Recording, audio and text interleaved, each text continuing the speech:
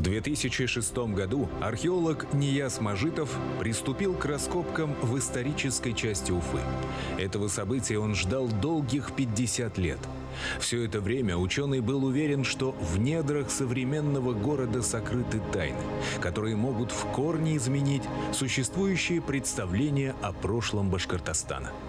Открытия превзошли все ожидания. Ныне научное сообщество России пришло к мнению, что за 1000 лет до 1574 года, официальной даты основания Уфы, на ее территории существовал город, признанный древнейшим в этой части Евразии.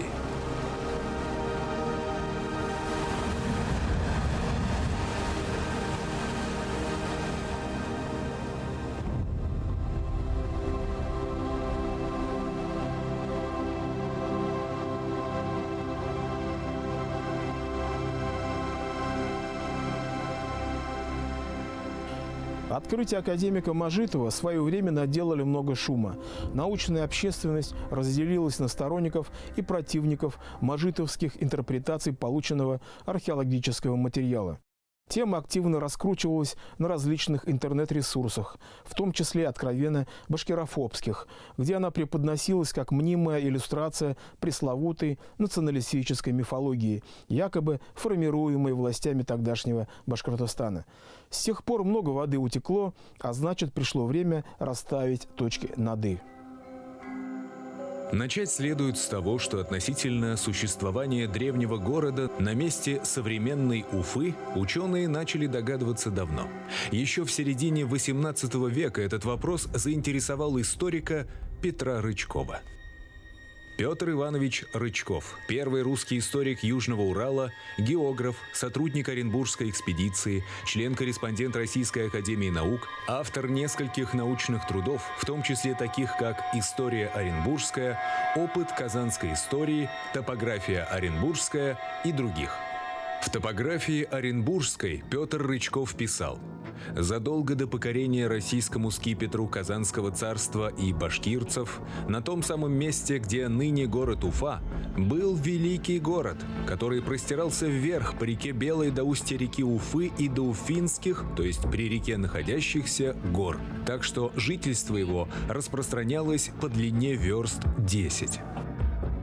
Ему все это рассказывал Кадрас Муллакаев.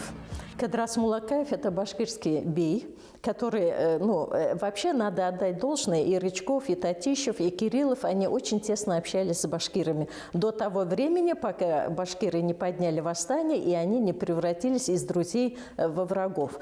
Конечно же, в башкирской традиции сохранились сведения о городах, потому что Кадрас Муллакаев, он же не мог голословно об этом рассказывать, он прекрасно знал. Действительно, были рукописные книги, где писали о городах. Вот часть мы в книге как раз приводим. Особенно интересны представления уфимцев XVIII-XIX веков относительно происхождения своего города. Вот что писал любитель уфимской старины Василий Рибелинский.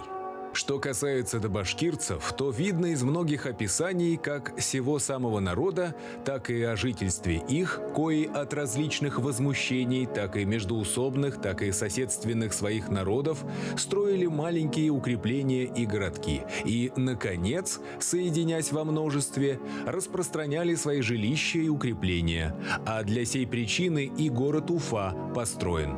Народ, который прежде всего населял город Уфу, были башкирцы. Василий Андреевич Рибелинский, краевед, чиновник Оренбургского губернского правления, автор краткого описания губернского города Уфы, написанного в 1808 году. Представители семьи Рибелинских на протяжении нескольких поколений собирали различные известия о прошлом Уфы. Рибелинский, он еще духовное лицо. Он же закончил семинарию в городе Казани. И, конечно же, он глубоко изучил. Кстати, он, когда заканчивал духовную семинарию, эта работа была «История города Уфы», «История Уфимской епархии». Это была тема его выпускной работы. И там он очень глубоко разбирает этот вопрос. На Уфимском полуострове археологи обнаружили множество древних некрополей с богатым инвентарем, в том числе золотыми украшениями.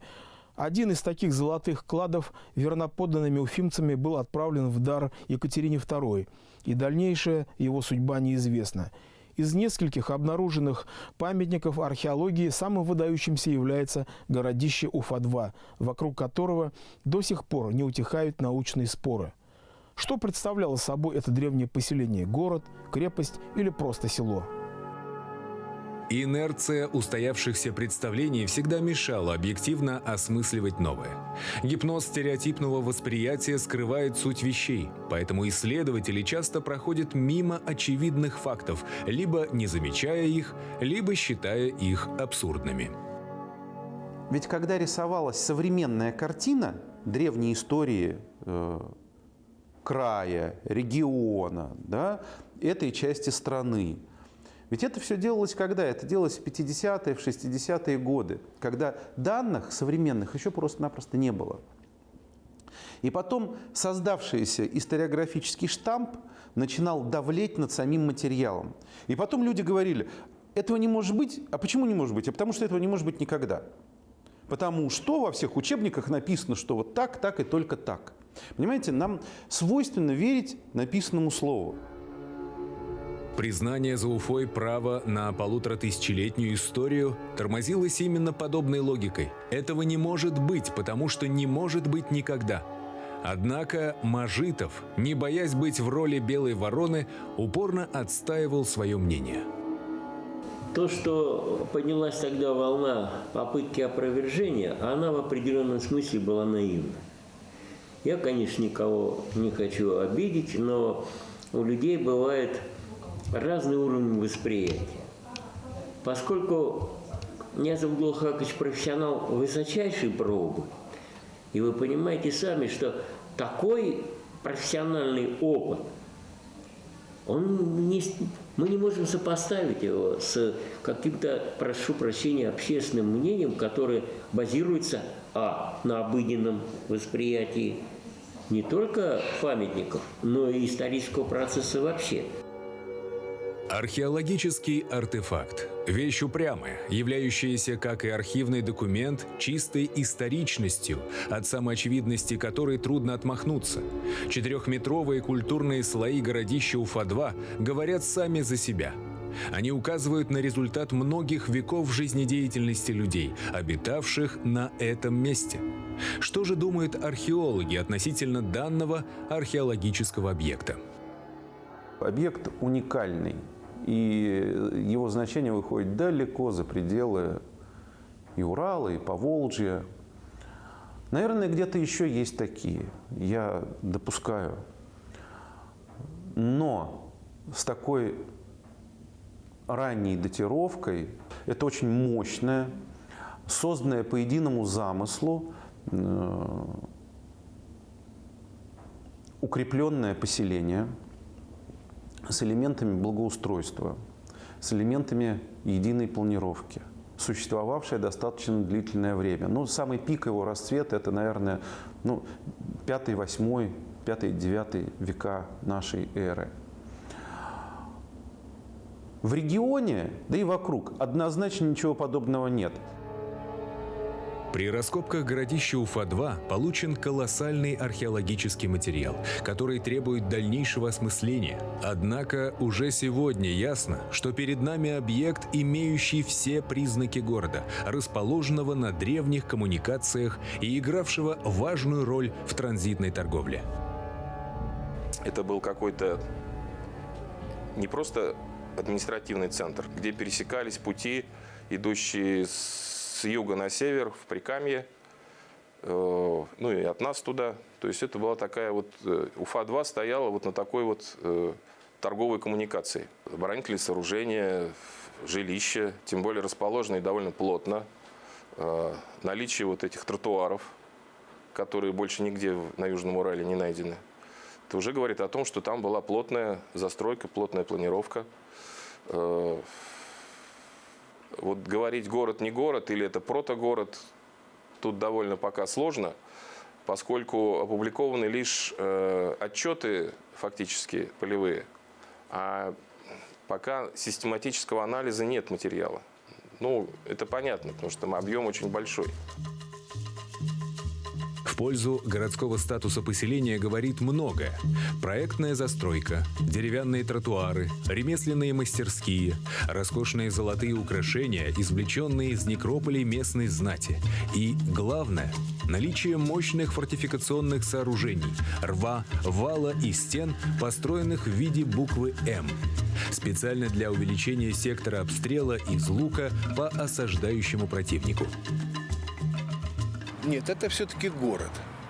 Это город, и специалисты, среднеазиатские специалисты, палеоурбанисты и наши европейские, славянские специалисты, которые участвовали в экспертизе Уфы-2, они однозначно ответили, что этот памятник обладает всеми признаками городского протоцентра. Ну, действительно так. Действительно это так. Градостроительные элементы, присущие городищу Уфа-2, как полагают археологи, являются результатом внешнего влияния, поскольку они были чужды племенам бахмутинской культуры, предкам финно-пермских народов, чьи многочисленные городки располагались к северу от Уфимского полуострова. Примерно в V веке здесь появились племена южан, которые оставили после себя памятники так называемой турбаслинской культуры. Они-то и принесли новые этнические, политические, военные, в том числе фортификационные традиции. Академик Нияз Мажитов считал турбаслинцев древними башкирами. Другие исследователи высказывались более осторожно. Например, Геннадий Гарустович видел в них далеких предков башкир рода Бурзян, относившихся к сармато-аланскому миру. Так или иначе, тюркские племена, хлынувшие в VI веке с востока, перехватили политическую гегемонию. Одно из них под названием Башкорт объединило население Южного Урала вместе с их городами и образовало новое политическое объединение. С этого момента началось формирование башкирской народности, которая вобрала в свой состав ираноязычных сармато-алан и финно-угров. Новая политическая реальность нашла свое отражение в работе выдающегося арабского географа XII века Аль-Идриси. Мухаммад Аль-Идриси, арабский ученый, автор географического сочинения «Отрада страстно желающего пересечь мир» или «Книги Роджера». Трактат был написан на основании максимума доступных источников в 1154 году по инициативе нормандского короля Сицилии Роджера II, при дворе которого жил Аль-Идриси. Всего Аль-Идриси упоминает 5 городов Башкирии. Остановимся лишь на одном из них. Географ писал, что касается страны внешних башкир, то к ней относятся города Карукия, Намджан и Гурхан. Это населенные, полностью обеспечивающие себя города. Торговля и ремесло там развиты в той мере, которая достаточна для них. Если взглянуть на карту Аль-Идриси, то локация современной Уфы более всего соответствует пунсону города Карукия, который помещен у места впадения в реку Атил, то есть Агидель, другой безымянной реки, напоминающей течение Уфимки. Арабы считали истоком Волги реку Белую, поэтому тождество Атила и Агидели неоспоримо. Про город Карукия, предполагаемую древнюю Уфу, Аль-Идриси писал: «Карукия – красивый город, состоящий из древних домов и войлочных палаток. На него часто нападают булгары, до земли которых 16 переходов пути, и между ними и жителями Карукии происходят непрекращающиеся войны». С нашей точки зрения, это всего лишь маленькая часть города, цитадель. Там, где жила, собственно, власть, администрация, ремесленники, которые обслуживали вот эту элиту. А помимо всего прочего, было открытое поселение, которое можно назвать посад. Оно имело распространение вокруг городища, собственно говоря, цитадели. И оно в археологической карте республики зафиксировано. Оно звучит как городище Уфа-3. По сути, на проверку это оказалось открытое поселение, посад города Башкорт. Занимает она достаточно огромную территорию. Посад, располагавшийся вокруг стен цитадели, занимал территорию, ограниченную улицами Заки-Валиди, Октябрьской революции, Новомостовой и проспектом Салавата Юлаева. Следует упомянуть еще об одном показателе, говорящем в пользу городского статуса Древней Уфы. Обнаруженная при раскопках керамика относится к различным культурам, что говорит о полиэтничности населения, жившего на Уфимском полуострове. А это и есть один из социокультурных признаков города.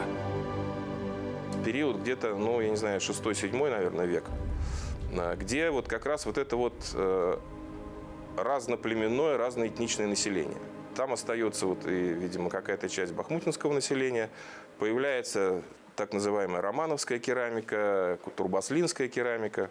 И все это вместе. Их расчленить практически невозможно, что говорит о том, что это было не какой-то племенной центр, а такой разноэтничный такой памятник, который как раз которым характеризуются обычно вот такие торговые центры. Таким образом, древняя Уфа не была стойбищем какой-то одной племенной группы, а представляла собой экономический центр обширной территории, или, говоря современным языком, была ее деловой столицей, в которую стекались для поступления на службу или ведения торговли как представители местного населения, так и выходцы из иных стран и территорий. Признание средневековой Уфы городом неизбежно влечет за собой определенные социологические заключения. Но давайте осторожно будем говорить о том, что если данный населенный пункт есть город, то соответствующие атрибуты ему полагались. Ясно, что это был политический, культурный, экономический и административный центр. Соответственно, если все это было, то отсюда, видимо, шло и управление этим краем. Во всяком случае, при Урале было, я думаю, подчинение администрации этого города. Наличие политического центра предполагает институционализацию власти. Именно поэтому в письменных источниках неоднократно упоминаются правители Башкирии. Арабский историк X века Аль-Масуди писал, что у башкир есть свой царь – Малик. Аль-Идриси писал о правителе башкирского города Нимджан. Персидский историк XIV века Рашид ад-Дин упоминал падишаха башкир по имени Карашид. Католический миссионер Яганка-Венгер по 1320 годам сообщал о «государе всей Баскардии». В свою очередь, политическая централизация являлась важнейшим условием формирования общности средневековых башкир, вобравших в себя все этнические элементы предшествующих эпох. Если относительно городского статуса древней Уфы мнения ученых более или менее сходны, то в вопросе ее названия уже гораздо меньше единодушия. Академик Нияз Мажитов именовал столицу средневековой Башкирии городом Башкорт. Его мнение вызвало полярную реакцию. Появились сторонники и противники его тезисов. С тех пор прошли многие годы, и у сторонников Мажитова появились новые аргументы, которые мы должны здесь рассмотреть. Нияз Мажитов при аргументации своего тезиса опирался на данные арабского историка XIV века Ибн Халдуна, который при описании городов и областей Золотой Орды упоминал название Башкурт. Академик полагал, что здесь имеется в виду город Башкурт. Его оппоненты утверждали, что речь шла о стране Башкурт. Однако в данный момент этот спор потерял актуальность, поскольку было обнаружено известие персидского историка того же XIV века Хамдуллаха Казвини. Хамдуллах Казвини – персидский историк, географ и поэт, представитель известной семьи чиновников при дворе иранских ильханидов. Более известен как автор сочинения «Избранная история», продолжающего труд «Сборник летописей» Рашид ад-Дина. В своем географическом трактате «Услада сердец» Хамдуллах Казвини писал: «Мокша и Башкурт – два больших города в седьмом климате. Там степи и местности, в которых имеется множество подданных. Золотоордынский город Мокша или Мухши, упомянутый в сочинении, соответствует Наровчатовскому городищу на территории нынешней Пензенской области. Что касается города Башкурт, то Казвини не приводит конкретных географических ориентиров, указывающих на его местоположение, кроме упоминания о 7-м климате, куда входила территория Башкирии. Так или иначе, из сообщения автора следует вывод, что мусульманская географическая литература знала город под названием Башкорт. Аналогичная ситуация сложилась и в случае с картографическими материалами. Мажитов, доказывая свой тезис, апеллировал к данным западноевропейских карт, на многих из которых был отмечен город Пашкерти, в названии которого легко узнается этноним Башкорт. Оппоненты Мажитова возражали в том же духе. Это не название города, а страны Башкорт, то есть Башкирии. Однако у специалистов в области картографии на сей счет имеется собственное мнение. Ответ определенный. Это название города. Если мы спрашиваем у картографа Крескеса Авраама, это город, он говорит, это город, и изображает его значком города. И этим же значком обозначены еще сотни городов. Области обозначены другими шрифтами и другим цветом. Области здесь обозначены. То есть здесь несколько уровней информации, в том числе вот области имеют свою систему обозначения. А здесь уверенной рукой, как и все города, этой же рука, этим же шрифтом, все великолепно. Это город, определенно город. И вот это уж, ну, как говорится, здесь спорить не о чем. Каталанский атлас, изученный питерским исследователем Александром Юрченко, несет большой объем информации о городах Золотой Орды, и в частности Башкирии. Его составителем был подданный арагонского короля Хуана I Авраам Крескис, живший в XIV веке. Авраам Крескис – картограф, живший на острове Майорка. В 1375 году составил каталанский атлас, который стал вершиной европейской географии средних веков.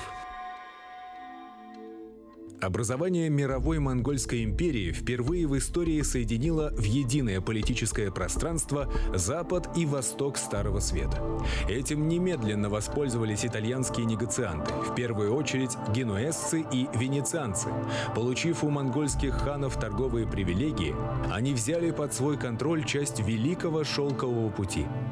Основав во многих частях Золотой Орды свои фактории, они организовали поставку пушнины из Сибири и Урала в страны Европы.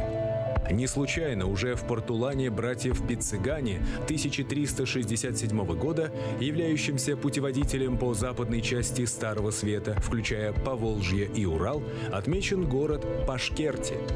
Каталанский атлас также должен был служить практическим целям, служить путеводителем и указывать дорогу от одного пункта до другого. Именно поэтому карта фиксировала только реально существующие города, ибо в противном случае европейские торговцы могли сбиться с пути и погибнуть. Что касается Башкирии, то на ее территории Авраам Крескис указал 4 города, в том числе Башкорт. И вот эти вот города, они, собственно, и попали на карту. Были ли другие функции у этих городов? У тех 4 городов, которые на этой линии вместе с Башкортом? Карта не отвечает на эти вопросы. Карта интересуется функционалом. Она может сказать, что город включен в очень серьезные процессы. Вот я повторяю, Москвы нет, а Башкирт есть. Потому что, но это и специальная группа, которая интересуется. Если бы там были бы, так сказать, другие интересы у заказчиков, может быть, мы имели бы другую бы карту. И, скорее всего, бы имели бы другую карту. Благодаря этой карте мы знаем, что город такой существовал. Это определенно. Это определенно, потому что здесь нет фантастики. Здесь вообще нет фантастики на этой карте. Эти люди не интересуются, так сказать, какими-то пустыми вещами. Нет. Одним словом, заказчики «Атласа» преследовали не познавательные, а чисто экономические цели. Именно поэтому Авраам Крескис не посчитал нужным зафиксировать Москву, в существовании которой нет сомнений, но обозначил город Башкорт, являющийся важным пунктом в пушной торговле. Башкирт – это город. С точки зрения тех, кто Сам картограф не ездил и не спрашивал, и билет не покупал, и, сказать, и не совершал прогулки по этому городу. Это понятно. Значит, у этих ребят определенный взгляд на мир. Что там внутри континента, нас вообще не волнует. Сказать, это дело этих государств. Нас интересует безопасность в этих портах. И в этих портах мы имеем торговые фактории, мы имеем свою агентуру, серьезную агентуру имеем. Всегда. Вот. И никто не скрывал этого. Значит, задача карты другая. Сказать, что здесь иностранные купцы могли получить безопасную, сказать, склады, там, бог те знает, торговая фактория, которая гарантировала. Здесь они накапливали, собирали свои ресурсы, потом большие собирали отряды, там, эти караваны, и дальше стартовали, пережив там, сезон дождей там, или холодов, или еще чего-то. Вот. Европейская картография не стояла на месте. Она развивалась, накапливая информацию и фиксируя ее. И вот уже фламандский картограф XVI века Герард Меркатор довел предшествующую традицию фиксации города Пашкерти до логического конца. На своей карте он поместил его у места слияния двух рек, напоминающих по очертанию Белую и Уфимку, что полностью совпадает с местоположением Уфы. Ни один русский административный центр не ставился в пустом месте. Ранняя русская, московская государственность, будем так говорить, нет, не древнерусская, распространяясь на новые земли, всегда ставила свои крепости, остроги, административные пункты такие, в таком виде на предшествующих административных точках. Был у Кучума город Искер, рядом был поставлен русский Тобольск. Не будь то территория Уфы, возвращаясь к нашему вопросу, до русского административного центра не поставили бы здесь острог. Это русский город Уфа – это хороший, нормальный исторический, живой исторический процесс, этап развития древней урбанизации этой земли. В декабре 2018 года в Уфе состоялся научный симпозиум, посвященный памяти академика, археолога, доктора исторических наук Нияза Абдулхаковича Мажитова. Доклады, прозвучавшие на форуме, доказали правоту основных тезисов ученого относительно древней Уфы. Не стоит заостряться. Город – это, безусловно, город. Мы понимаем, что это город, отвечающий всем параметрам. Самый северный город Евразии. Вот. Но сегодня уже накоплен такой гигантский материал, который, вероятно, потребует не одно поколение исследователей. Мы все, так сказать, осознали, что это только подступы к материалам, которые проливают свет на всю историю Южного Урала, в конечном счете. Ну, по крайней мере, на ту средневековую часть этой истории. Вот. Потому что здесь лежат ответы на все вопросы. Действительно, накопленный археологический материал, а также письменные, картографические и иные источники требуют осмысления. Но уже сейчас ясно, что устоявшаяся парадигма исторического развития Башкирии и всего Волго-Уральского региона требует коренного пересмотра. Стало ясно, что Южный Урал со времен Аркаима, скифов, сарматов, гуннов, древних башкир был включен в цивилизационные и урбанизационные процессы. Он был частью различных цивилизаций, возникавших в разные периоды истории на территории Евразии. Что касается городища Уфа-2, то его территория в январе 2019 года правительством республики была объявлена археологическим парком «Древняя Уфа». Дальнейшие раскопки прекращены, чтобы сохранить его недра для более глубокого исследования в будущем. Одним словом, самые сенсационные открытия, возможно, еще впереди.